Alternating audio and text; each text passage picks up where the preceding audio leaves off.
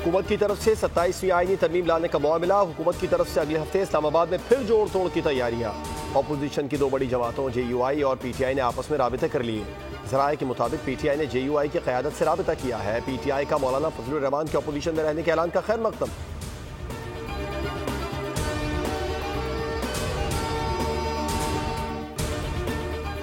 अब कोई कोटा कोई जबर नहीं चलेगा। MQM के पास आज 85% मैंडेट है। सरबरा MQM खालिद मकबूल सिद्दीकी का तकरीब से खिताब। फारूक सत्तार बोले, MQM जल्द नौजवानों की नई क़यादत इस शहर को देने जा रही है।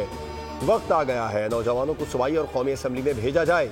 नसरीन जलील के बाद कराची की आइंदा मेयर खातून भी हो सकती है।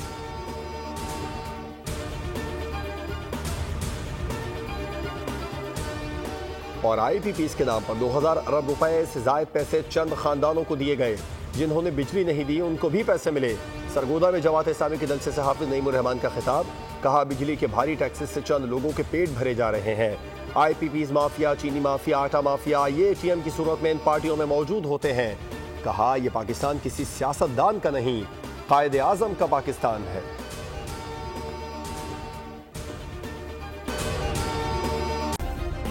सब्सक्राइब करें और बेल दबाएं ताकि कोई खबर रह न जाए।